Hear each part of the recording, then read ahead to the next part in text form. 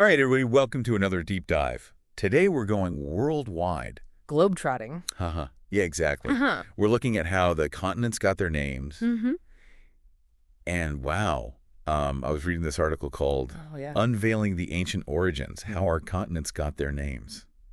Fascinating stuff. Yeah, we see these names on maps all the time, right?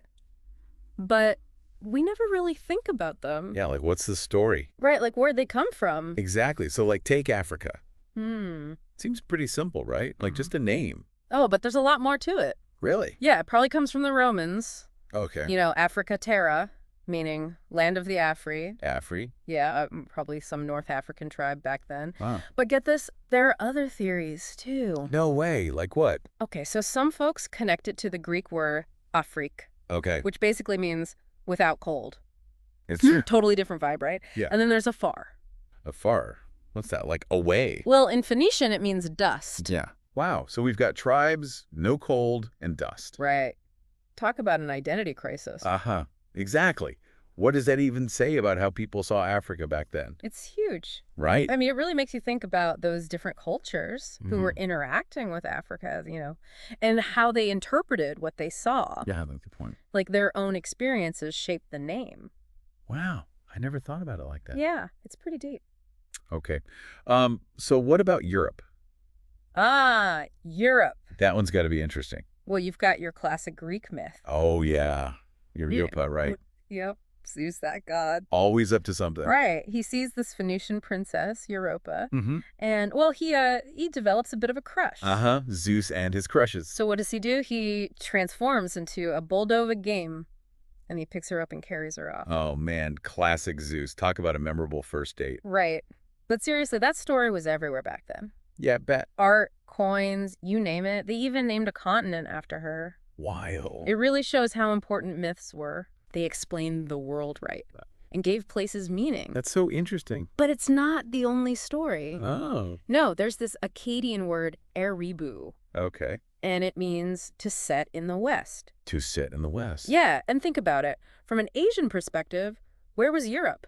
To the west. Exactly. Wow, so the way they looked at the world, Their maps, yeah, actually influenced the name itself. it's all connected. That blows my mind a little bit. It shows how geography and language go hand in hand. For sure. And like those early perceptions, Yeah. they probably stuck with people, right? Oh, absolutely.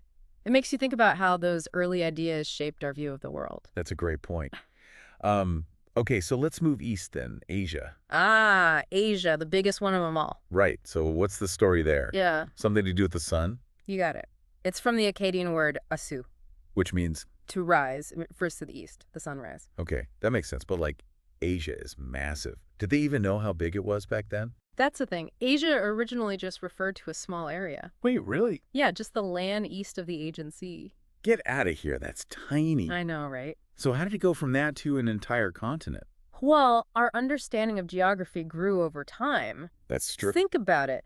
What did that expansion of the name do? That's a good question. How did it change how people saw Asia? Like its size and its diversity. Exactly. It's fascinating. All right, so we've covered Africa, Europe, and Asia. What's next? Time to cross the ocean. Oh, yeah, the Americas. Both of them named after Amerigo Vespucci. Right, that explorer dude. Although he didn't actually name him after himself. He didn't. Nope.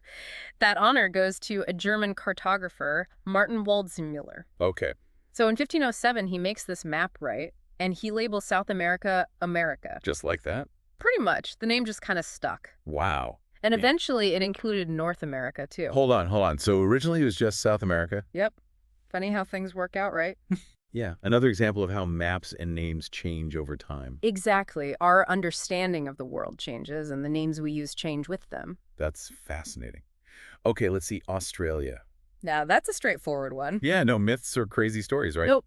Australia comes from the Latin terra australis, Which means southern land. Simple as that. elegant. I like it. This British explorer, Matthew Flinders, he loved the name. Yeah. And in 1817, boom, it became official. There you go. So what about Antarctica? Ah, the icy south. That name always sounded kind of mysterious to me. It does have a ring to it, doesn't it? It's actually more recent than you might think. Really? Yeah, it popped up in the 1880s thanks to this Scottish cartographer, Okay. John George Bartholomew. What a name. Right. And it gets even better. The name comes from the Greek word arctos. Which means bear? Wait, a polar bear? Not quite. It refers to the constellation Ursa Major, Yeah. the Great Bear. Oh, right. But that's in the northern hemisphere. Exactly. Even the South Pole has a little bit of the north in its name. Uh-huh. That's pretty cool. Okay, so last but not least, Oceania. That one's pretty self-explanatory, right? Oceania, Mm. pretty straightforward. It is. Though ocean itself comes from the Greek word okeanos. Oh, yeah. What was that? Okeanos was this mythical river Okay. that encircled the entire world. Wow. So even the simple ones have some depth to them. Man, this has been fascinating. It really makes you appreciate those names. It's more than just names on a map, right? Exactly. It's about history, culture, power dynamics. It's all woven together. Yeah, and it makes you wonder, like, how do those names affect how we see the world today? It's a good question to think about. Do those names influence our understanding, our relationships with these places? Good point. Things to ponder.